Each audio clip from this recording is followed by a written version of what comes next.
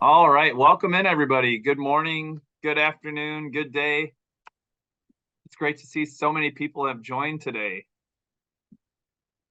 So we're honored to have two very well-established certified nurse educators here from the state of Utah. We have Sharon Wheeler of Provo College and former president of the Utah Simulation Coalition. And we have Dr. Carolyn Lewis of Utah Tech University, also a member of the Utah Simulation Coalition. They both served on the board of Omega Rho chapter of Sigma's Nursing Honor Society and have been nurses and teaching for over 30 years. Sharon has been teaching simulation for 11 years. She's a certified healthcare simulation educator and is a member of the accredited Intermountain Healthcare Group. Dr. Carolyn Lewis earned her PhD from Texas Women's University and has been a certified nurse educator since 2005. Dr. Lewis is a big advocate for virtual reality and has incorporated it into her program over the past couple of years. So they'll be walking us through their experiences with virtual reality and simulation today, including success stories, how they've utilized virtual reality to help develop clinical judgment with their learners. Now, to introduce myself, my name is Kyle Miller. I am here representing UbiSim. We're so excited to have you all here today and would love to see where you're logging in from. So feel free to add your school and add your state into the chat.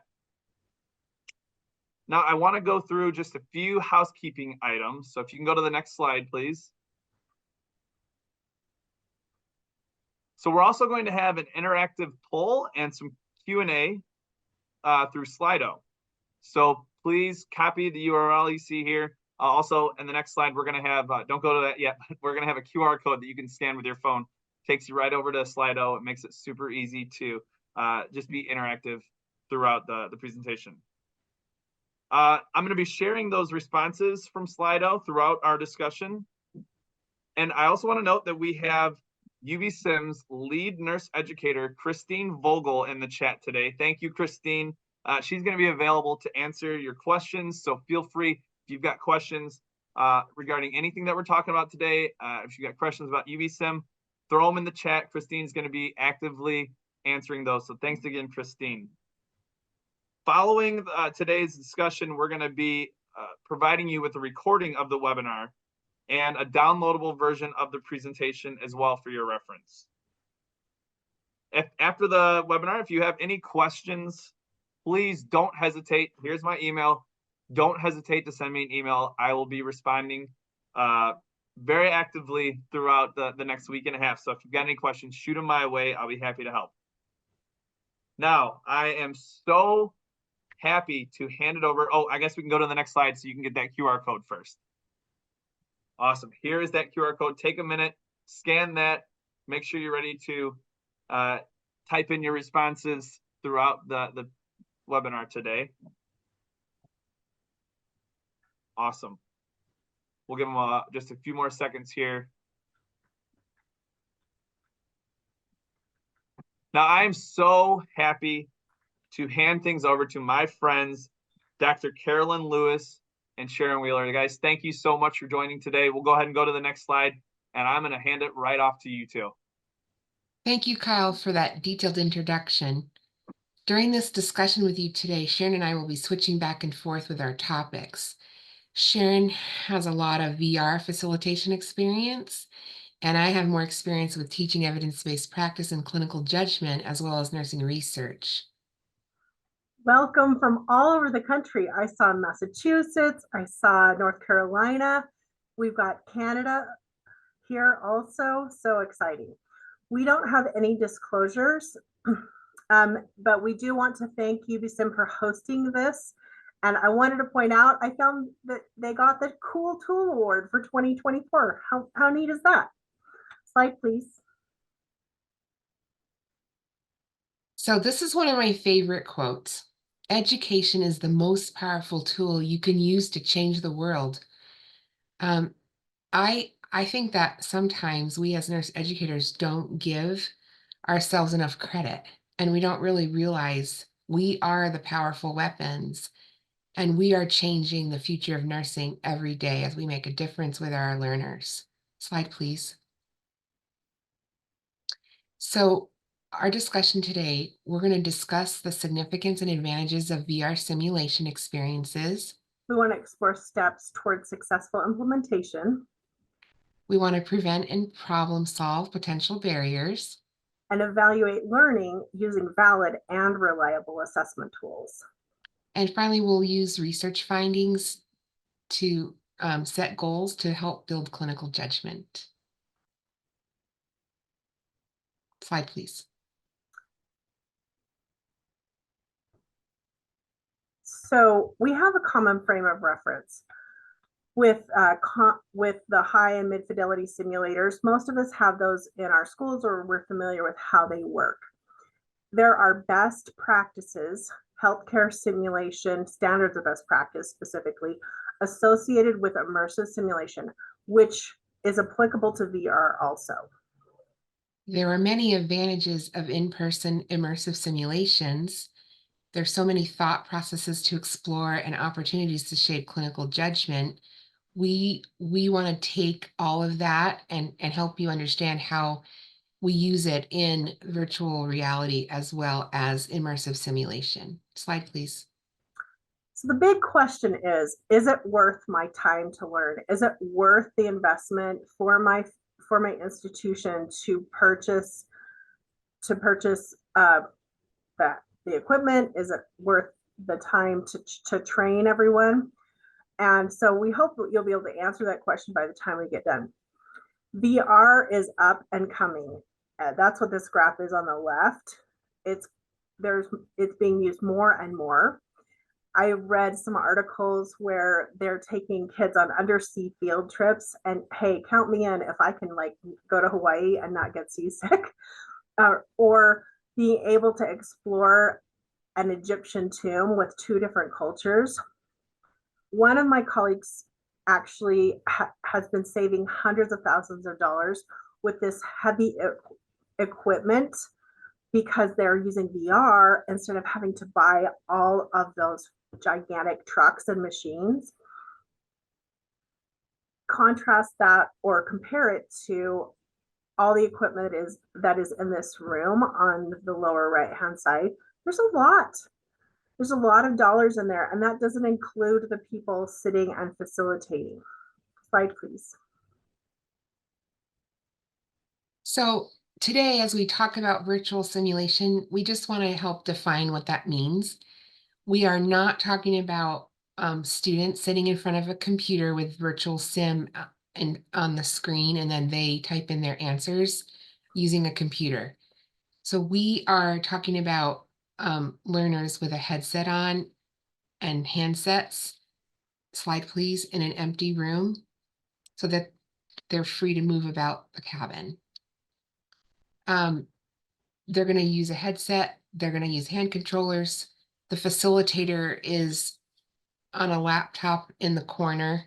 And also there's an option to project what the learners are seeing in the headset to a screen so other learners can view what that headset learner is seeing and participate by viewing.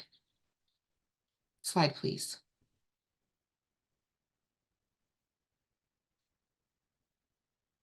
Now, if you guys, I'm gonna jump in real quick, Sharon and Carolyn, if you don't mind.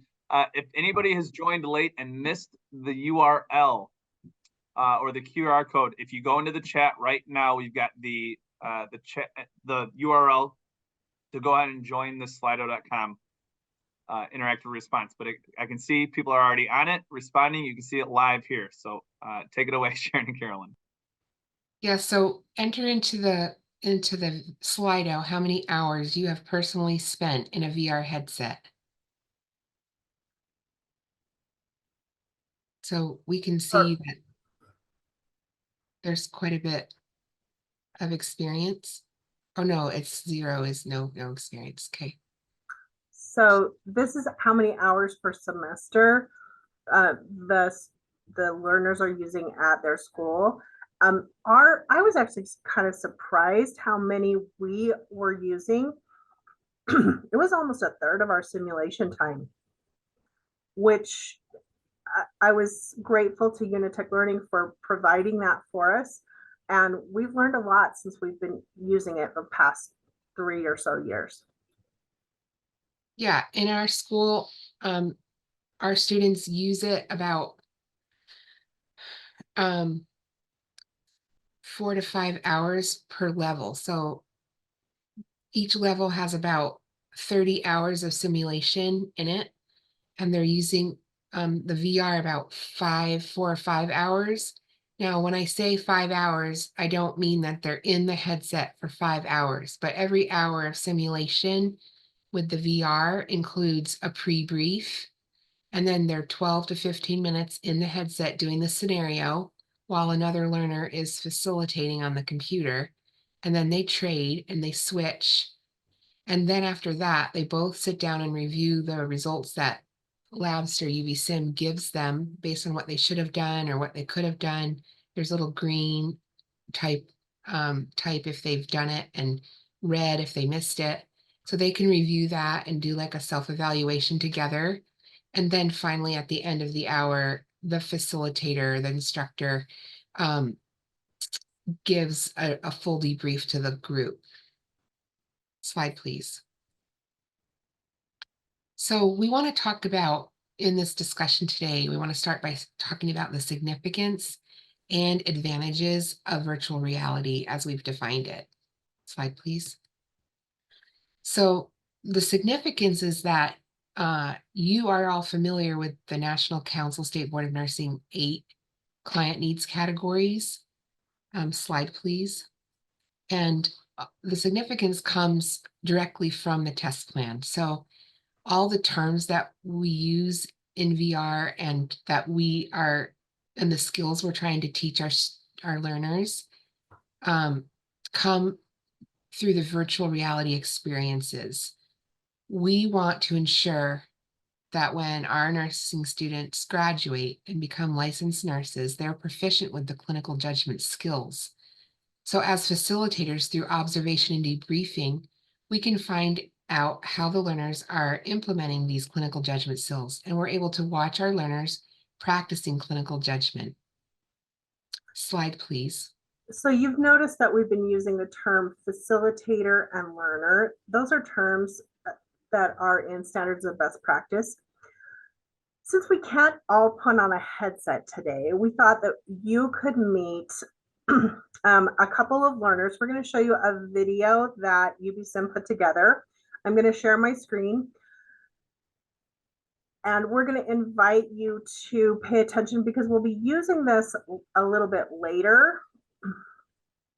And we'll be referring back to the video that we're going to watch. So please pay attention to how Anna and Elise notice and recognize cues, prioritize their care, take action, and reflect if their interventions were effective. Okay, so I'm going to share my screen, and I will be pausing the video every so often because when you're in the headset, you can just glance at the vital signs or you can glance at the chart and read it really quickly. It's going to take us a little bit longer to do that, so I'll pause it a few times so you can capture that information also. Before I start this, I want to show you this beautiful skyline of Montreal. That's where UbiSim is located. And that's actually one of the design elements in the headset that keeps the learner feeling very solid and grounded when they are in there. Okay, so Elise is across, she's the blue avatar. She's my partner. And then you're looking at this from the perspective of Anna. We're taking care of our patient, Jessica Wong. She is admitted to labor and delivery. She's group B positive strep, so she needs to have some penicillin to get make it so that her baby is safe. Okay, I'm going to go ahead and give you the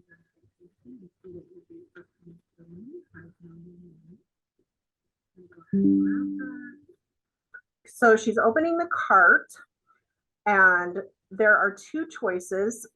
In some scenarios, I've actually seen where a student will choose the wrong medication, and that's in the more novice level. So, but she still has to get that out of the cart. Is there a way you can turn up the volume on that video? Yes, please. Can you hear it better now? I can't hear it. You can't hear it at all? Mm-mm. Oh, I'm sorry. I've got it turned up on my end and I've got it turned up on my volume. So up on the three dots, you have to click share sound. Share sound. Sharon, I believe I was able to hear it, so it might just be, I would encourage everyone to just turn their volume up a little bit more. Okay. I think you are sharing the sound. Okay, thank you. Thanks for that. So one thing that I wanted to show you is about how much money we can save by being able to have a pump for every single learner that mirrors a lot of a smart pump, which I think is really nice.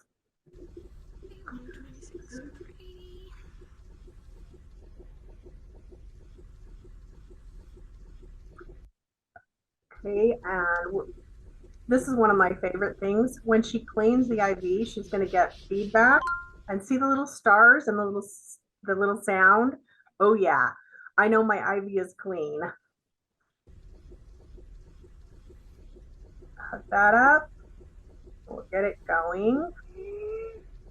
Okay, so that the sound changed.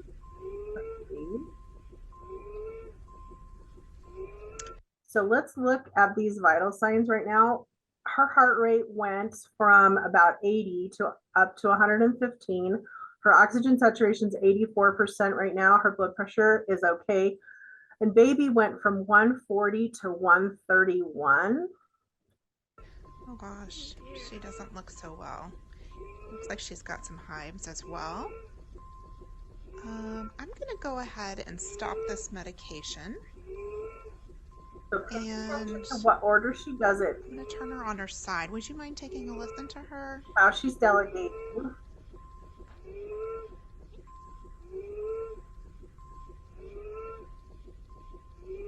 Oh yeah. I feel like I'm gonna throw up. Okay. Sound good. Okay, what are you hearing? Are you hearing wheezes? I can hear them from here. Yes, absolutely. Okay, epinephrine. I'm gonna go ahead and give her this medication. Jessica, I'm gonna go ahead and give you this medication right here in your leg, and we're just gonna remove your gown for just a second to give that to you. So did you see how Elise teleported down to the foot of the bed? All of your dreams come true. You get to teleport in VR. How cool is that? Thank you. Elise, will you remove the gown really quick? So Elise is having a little bit of a hard time getting this gown off, and that's important. Thank you. Watch for the stars. I feel like I can't breathe. Okay, we're gonna give you some medicine that's gonna help you. I think you're having an anaphylactic reaction to that antibiotic. Put it in the sharps container. And let's see. Sodium chloride. We're gonna go ahead and give this. Channel select. Oops. Program 999.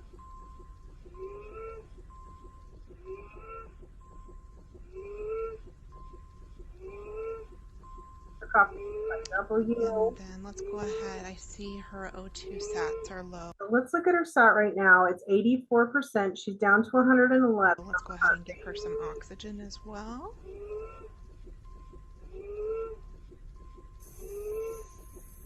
Okay.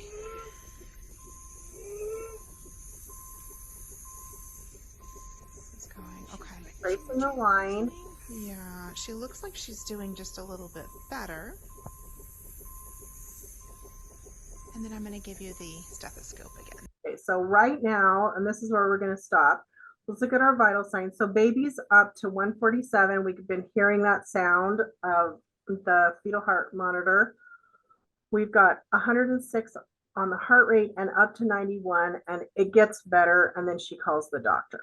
So I'm going to stop sharing my screen now. So remember those details because we will be using and applying them later. Slide, please.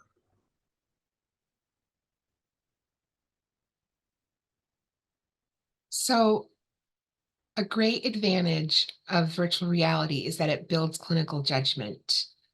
And we saw how Anna was able to practice all of these clinical judgment skills 1 through 11. I wanted to ask a rhetorical question. Is there anything on this list that your learners do not need to practice? Because virtual reality helps them practice all of these skills. Slide, please. It's one of my favorite advantages of VR is that every member of the cohort is guaranteed an experience with each scenario. We get to do things that nurses that are high frequency that nurses need to do every time. So they're washing their hands, they're putting on gloves, they're checking the vital signs, they're checking the EHR, they're checking name, date of birth. And if that doesn't happen, it's not somebody's opinion, like in SIM, or did they actually notice? The computer gives you that feedback. This means deliberate practice with common situations that need to be very solid. They happen all the time, things that are listed on the left-hand side. When we're in simulation, we practice usually together as a group. They're coordinating with each other of who's going to give medications, who's assessing, and that's extremely important as nurses also. When I'm sending someone to clinical, I can't necessarily guarantee that each one of my students is going to have an anaphylactic reaction, but I can if I put them in a VR headset. Slide, please.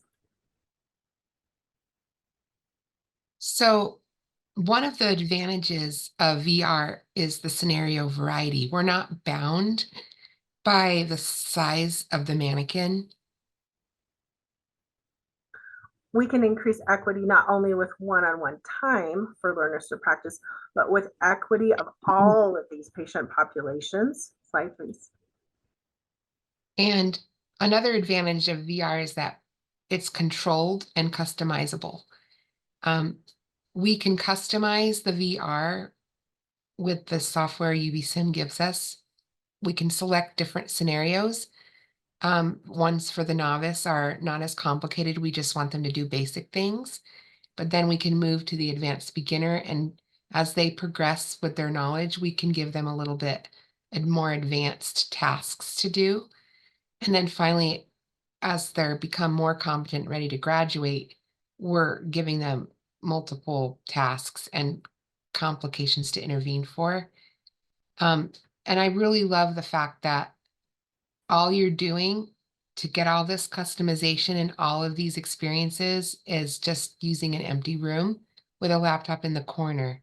And it gives the students the ability to move about the cabin, like do everything in an empty room. Super fun. Slide, please. So some other advantages that we have for virtual reality is that it's a safe environment, both psychologically and physically. And the equipment, as I had mentioned earlier, is much less involved to get started. And there's less startup costs and a more dynamic environment than you can create in your classroom, including increasing the underrepresented populations that the students can care for because the Sims have it all pre-programmed in. Slide, please. I really like it that VR helps build self-confidence. Slide, please.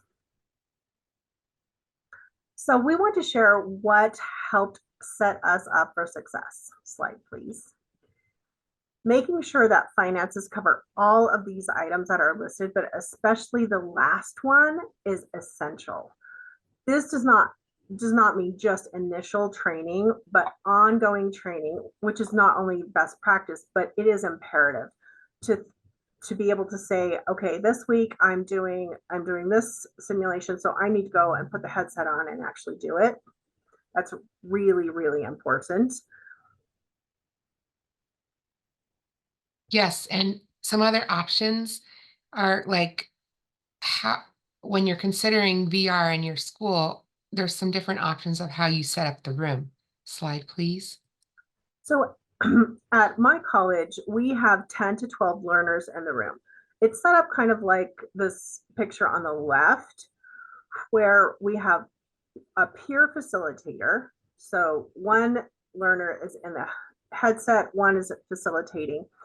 The learner who is at the laptop is pressing buttons so the person in the headset can hear, they can talk to the patient, they can talk to the family.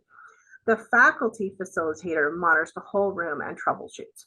For example, if the computer's getting in the way or something like that, or they don't know how to pick something up, then we have the faculty is helping with that. Yes, and at Utah Tech University, we do it a little bit differently. We have 2 learners as caregivers in their headsets in the same patient scenario. So kind of like you saw Anna and Elise. And then we have 2 observers watching on the screen projected at the front of the room, with 1 faculty member facilitating in the computer, being the voice of the patient and being the doctor when they call, or the hospital operator, or the lab. So we set it up a teeny bit different. We have 4 learners at a time in the VR room.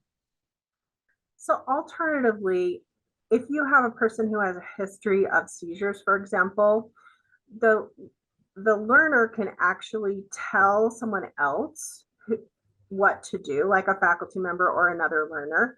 They can direct them, and the person who's in the headset only does what the learner who has a history of seizures does. We have another Slido for you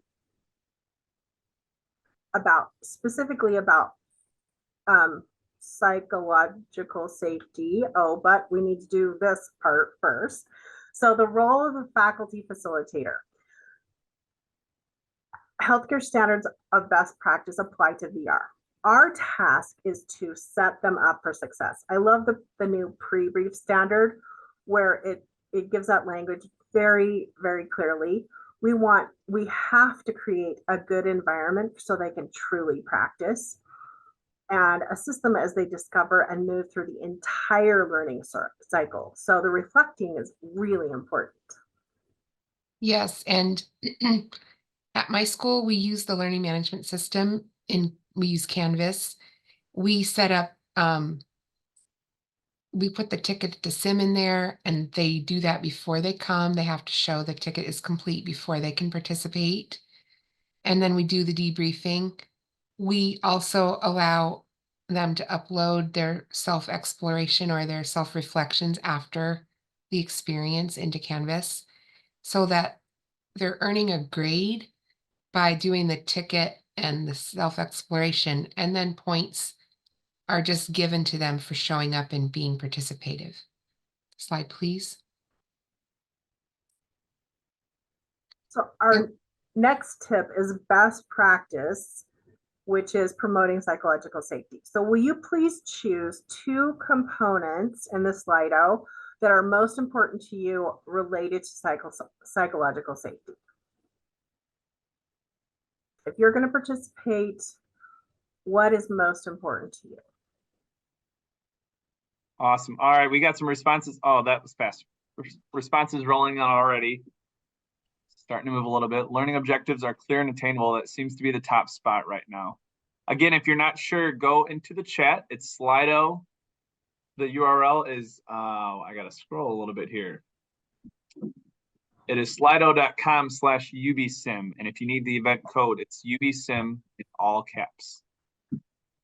Got some great participation going on here. It looks like the learning objectives are clear and attainable, still standing atop at 87%. I also want to do a quick reminder. If you do have some questions, you can add your questions into Slido as well. At the end, they're all going to pop up. Make sure you upvote those questions. If you have the same question that's in Slido already, it's going to move it up to the top of the list, and we'll be able to address all those questions in Slido as well.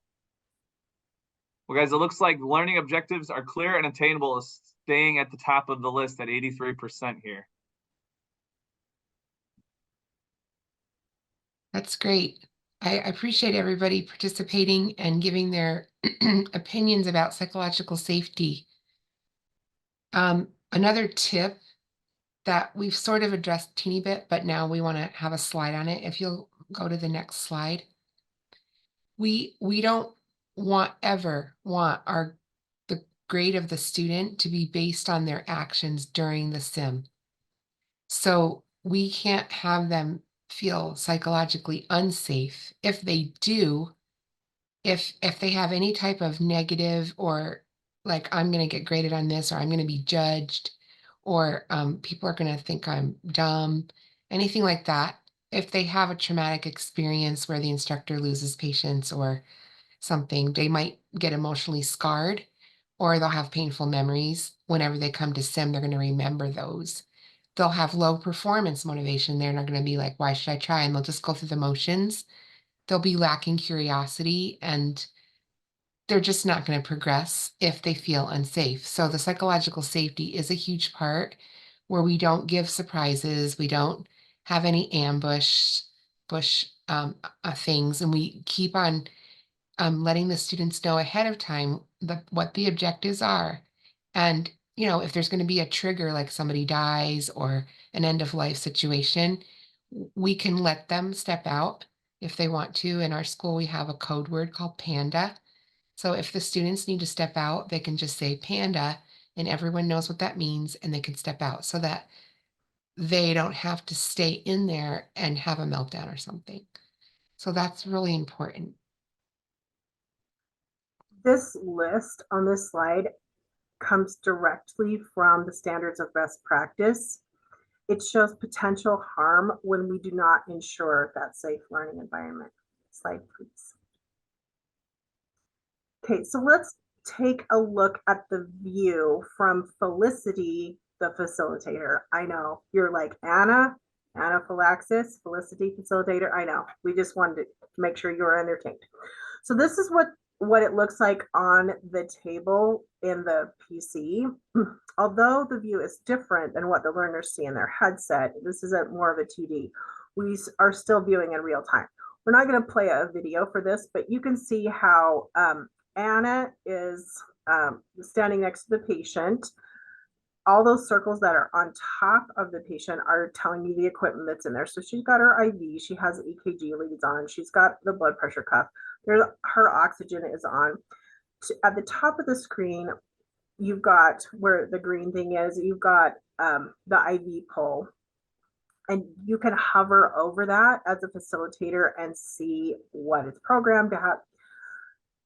Down below the cart, in the toolbar, kind of down at the bottom, you can see the vital signs, and they run in real time. There's also all of the charts are available, so you can look at labs, etc. And then you can also see the running vital signs and the field heart rate monitor in the upper left-hand corner. One thing I want to point out here is, like, when Elise was having a little bit of a hard time taking out the gown for a second, you can't develop clinical judgment if you can't put the blood pressure cuff on. Like, if you're having a hard time with that. So training a facilitator is extremely important, because we can help set the learners up for success. And that moves us into our next section. Next slide. The major tip that I cannot emphasize enough is professional development and weekly prep. So practicing the scenario ahead of time, which I alluded to earlier, being familiar with each scenario that the student is going to experience, and being able to troubleshoot. So as a personal example, we had a scenario that we were running when we were putting in a catheter, an indwelling catheter, and needed to get a urine sample. So if I saw one of my learners bending down, like bending all the way down to take a urine sample from the bag, I knew that they're going to have a problem, because that's not where you take a urine sample. And thankfully, UbiSim didn't let us do that. You had to take it where the catheter joins the downdrain bag. Also being able to like send things to the lab. It's very easy to do as long as you know how to do it.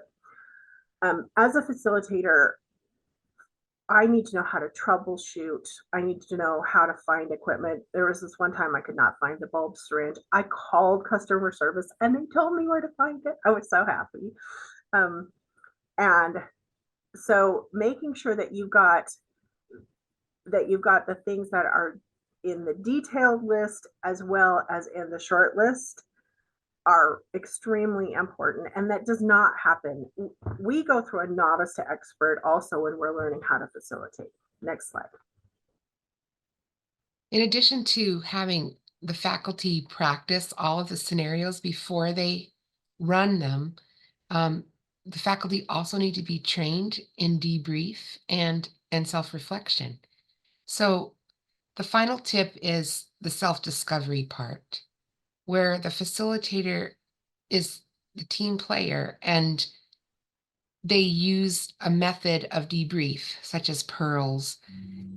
We love that pearls is built into UbiSim so that the faculty member facilitator can follow along in pearls and UbiSim to help debrief and coach their students. And the biggest thing about the learning occurs mostly during the debrief. We have to have trained facilitators who know how to debrief and who are effective in keeping it psychologically safe and helping the learners self-discover. Sharon, you wanted to talk about that. Yeah, so the National Council of State Boards of Nursing said that simulation experiences in VR can replace clinical hours as long as the faculty are trained. So we've discussed advantages. We talked about some tips. Let's move on to our next discussion point, please.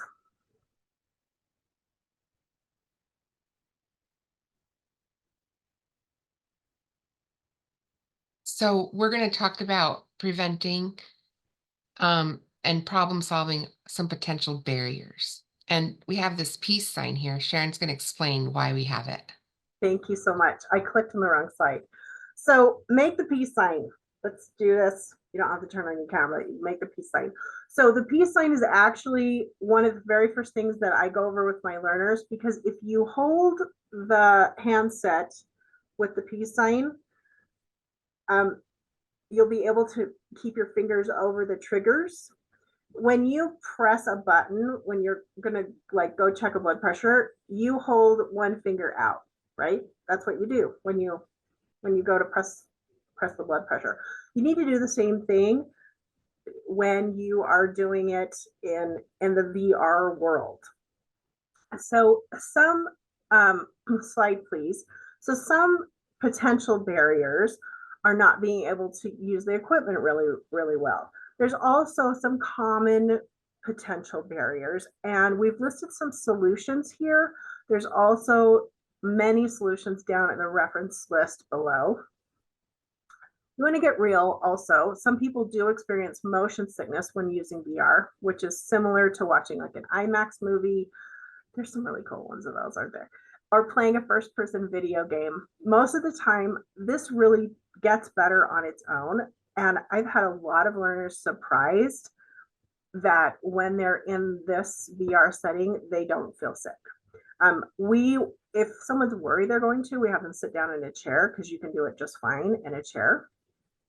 And then sometimes we can even prevent small issues. So like some people will have headaches and they just take some Tylenol ahead of time, or making sure that they're really hydrated is also important. The room is always cool. The temperature is set to cool. So when you're in the VR headset, and then there's also some things that are listed on this slide, which are helpful. Slide, please. So I just want to say, when I first put on the VR headset and I was getting in the training, I got really sick. And I was like, I don't know if I can do this.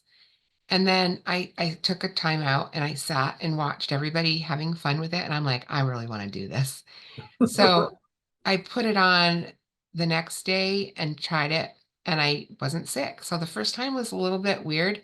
After that, I can put it on now and I don't have any problems. And I didn't take any pills or Tylenol or anything. It's just, it takes a minute to just kind of get used to it. And then it works great.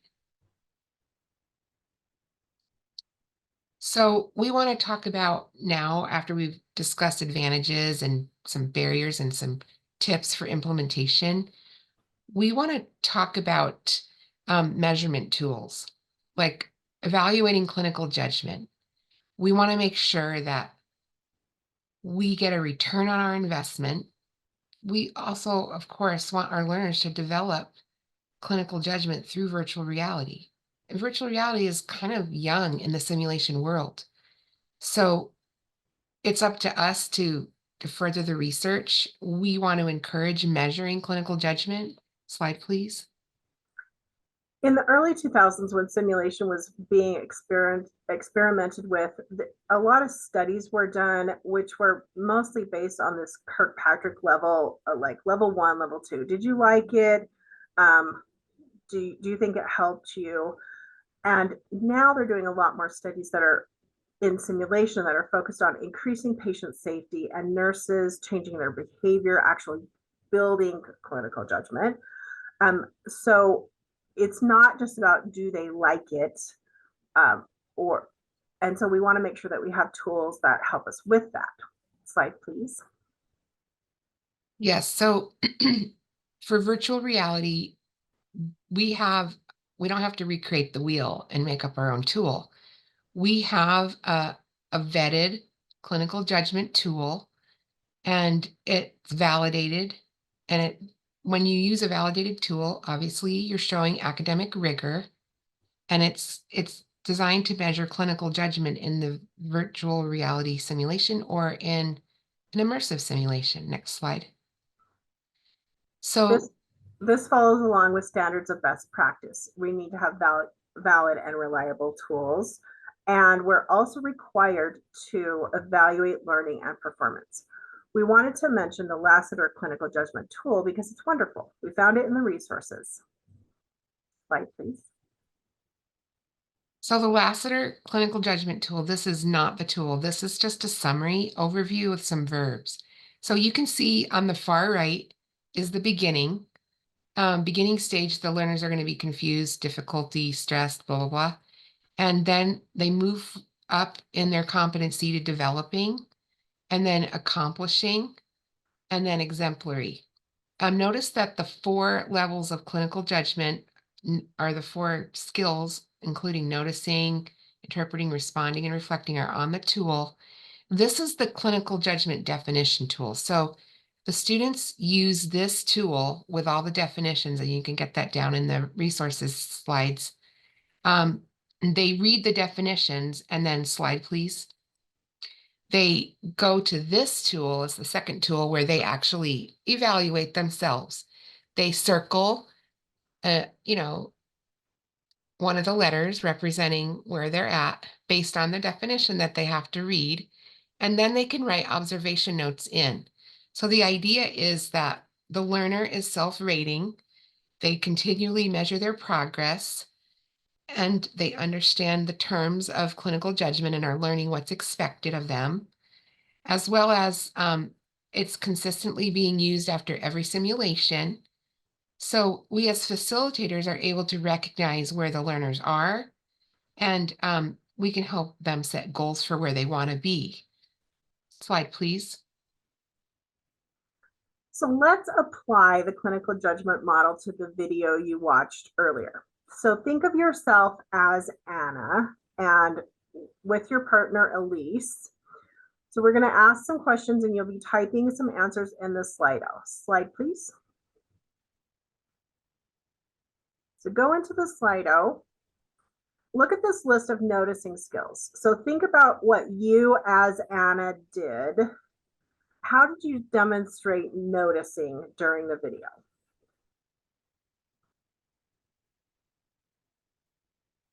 So type in the Slido how Anna demonstrated any of these noticing skills.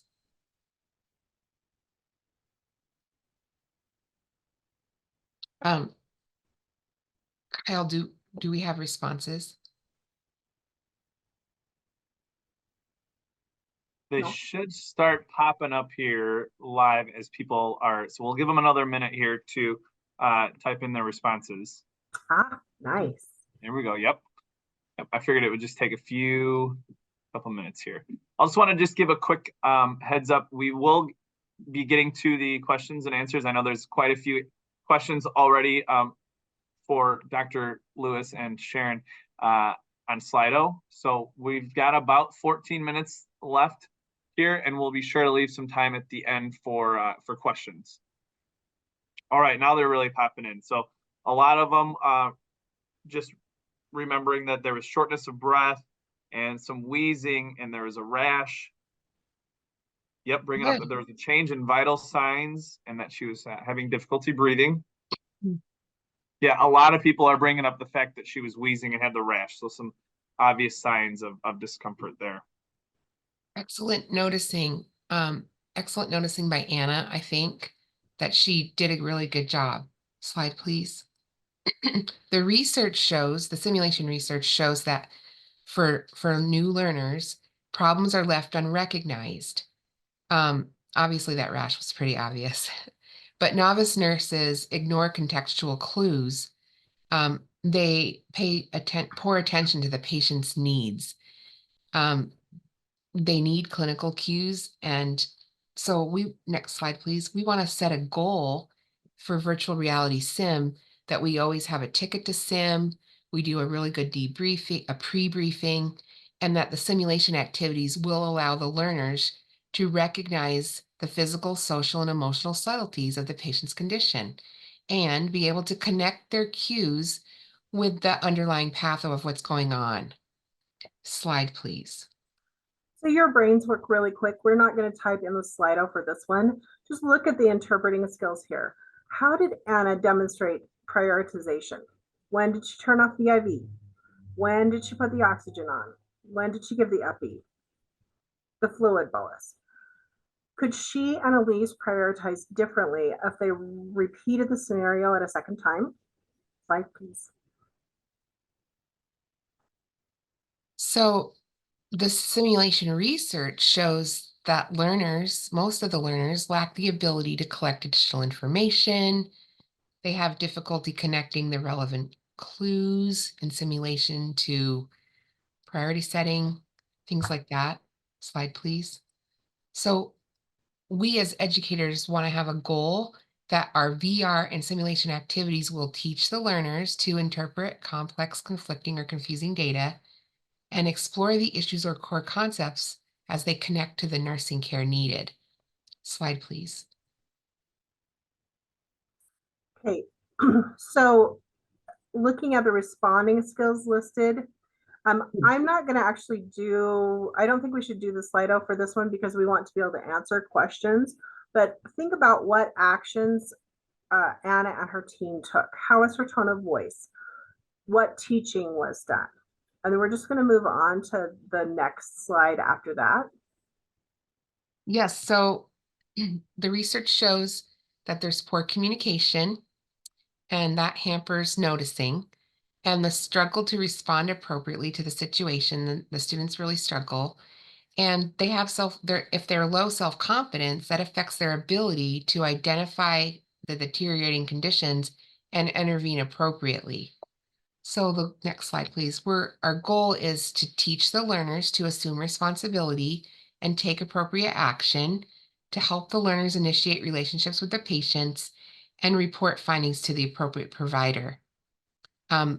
Consider what tasks Anna delegated or could be have delegated in the scenario. Slide, please. This is such an important part. So we will do the Slido on this one. The reflecting skills. So how did Anna evaluate that patient outcomes were effective? It was really short, but she did. So let's hear some feedback from you. How did she know that her outcomes were effective? All right, so just like the last one, we'll give them just a minute here to get on, think about their answer. Now they're starting to roll in already. Great. Nice. She reassessed. Yes. Yeah. Yep. A lot of them saying that there was improvement. So respirations improved, vitals improved. Agreed. Reassessing the lung sounds. Yep, that's absolutely correct. Another one from vital signs improved. Yeah, I think they They were definitely engaged during the video. You can see that there's a lot of good responses coming in here. Assessment of the rash resolving, So I think it's real reevaluated vital important. signs. Yep. Yeah, it's real important that the students always go back to evaluate, were my actions effective? And also you can bring it up during debrief. So we want to reinforce that the students closely monitor the patient's progress after intervention. And we also want to help them recognize, what did they notice? What did they do well? What were the important things that they were focused on? And was it relevant, the things that they focused on? Or if they missed cues, let them explore that and what they could do differently. So the learning cycle is incomplete if they don't identify how they would change. Slide, please. This is another picture of the evaluation rubric. Slide, please. It's the same one we showed earlier, just as a wrap up, that we are measuring consistently every simulation, that the students are able to reflect after every experience, and that they're using a tool with the definitions to complete their self-reflections of their performance. Slide, please. We found an integrative review from June of 23, which analyzed 90 VR research articles. The findings indicated that VR does have potential to improve undergraduate nursing critical thinking, reasoning, judgment, and decision-making skills. Students perceive, again, remember Kirkpatrick level, that VR modalities are beneficial. The authors concluded that more research and more reliable measurement is needed. We are planning to do a multi-institutional research study measuring VR's effect on clinical judgment. If you are interested in doing a similar study at your institution or participating with us, please put your contact information and write research in the chat. Slide, please. Carpe diem. I love that word, that term. Seize the day. Embrace innovative teaching methodologies. We have to accept that VR is the future of education at all levels and in all disciplines. In chemistry, physics, even dental hygiene, they're using VR. And we as nursing educators can use it as well to enhance our students' learning experiences. Slide, please. We hope you're considering VR as an effective tool. So in the last slide, let's have you type or consider your top 2 reasons for wanting to use VR at your institution.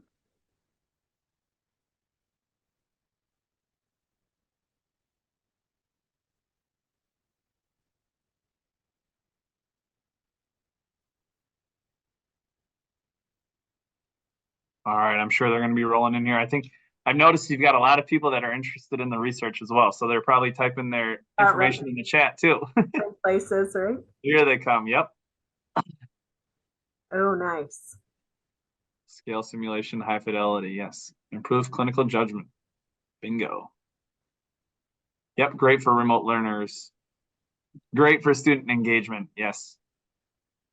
We're going to asynchronous also.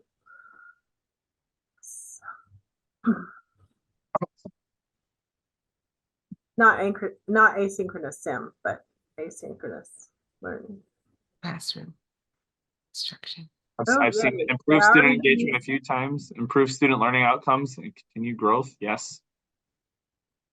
These are great. Slide, please. As we end this discussion, we would like to thank Unitech Learning, that's my parent company of Provo College, Utah Tech University, UbiSim, the Society for Simulation and Healthcare, which gave us the wonderful test for the Certified Healthcare Simulation Educator, and Sigma, the Omega Rho chapter. Slide, please. Yeah, slide, please. To wrap up. Yeah, to wrap up our discussion today, we covered advantages. Using best practice and NCLEX terms, every learner gets customized experiences in a safe environment. We reduce expenses while increasing learner confidence. We also give equity of opportunity and exposure to many patient populations. Some tips for successful implementation and preventing barriers. We recommended reliable tools to help the learners measure their progress, and we invite you to have the courage to embrace virtual reality. Thank you for taking time today to join us for this discussion. Now we want to hear from you. What comments or questions do you have?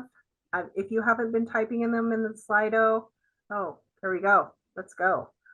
What semester is VR started and how does each next semester continue VR? So we started in fundamentals. So in fundamentals, they have a thorough orientation, how things work, and then they do a couple of scenarios. Each semester after that has progressively, I should say more difficult because they go along with the learning objectives of the semester. And it's just scheduled in the VR time. I hope that answered the question. How do you manage large courses? Oh. So we have in our school, we have 48 students. I don't know if that's considered large to you. Maybe you have hundreds of students. We break them up into groups of 8. As you heard Sharon say, she breaks hers up into groups of 12. And there's multiple rooms or multiple facilitators full-time that teach in the VR lab or the simulation lab. And so we rotate them through 8 at a time. 4 of them are in this high fidelity simulation experience while 4 of them are in the VR, and then they trade, and our sim labs or experiences are set up for 4 hours. So 2 and 2, and then they switch. That's what we do too. They do one sim and then they switch to VR. So mitigating telling the next group. So remember, the grades are not based on being successful in the VR. They're successful on did they do their pre-work and did they do their reflection. So that's one thing. It's also part of our simulation contract that you don't tell anybody, and they don't really need to because they're successful just because they showed up. So ratio of nurses to facilitators. So 10 to 12 at a time. And then the next one, how much of the clinical scenario can we input? So that's something that Christine and Kyle will need to answer. Yes, and I believe Christine is still on here, so she's going to jump in, take that one. Oh, sure. So I just wanted to, I was typing really fast just to kind of add on to that last one as well. These are great questions. And one way also to get students from one group to not tell the next group is that we have an intuitive editor. So with one click, you can change your patient altogether and you can change the patient's name. So your learners won't even know if they have the same patient. Everything else can be the absolute same as well. And so the question that we're on right now, was it the ratio of, can you share the question with me again? The bottom one on the screen, how much clinical scenario can we input? Unique scenarios, infectious disease. Oh, absolutely. So there's no limit. With a UbiSim, you have access to all of our scenarios, and then you can also create and customize any scenarios that you would like to do. So if you want unique scenarios, adding layer 4 elements from the clinical judgment measurement model, you can have a base infectious disease scenario, and you can create additional scenarios that have some tweaks and maybe some different learner levels as well. So you can definitely input. There's no limit to the number of scenarios that you can input into the UbiSim editor for your learners. On the question that's up at the top where it says, can you share your observer checklist? If you could email Kyle and then Caroline could go over that. Do you have a checklist, Caroline?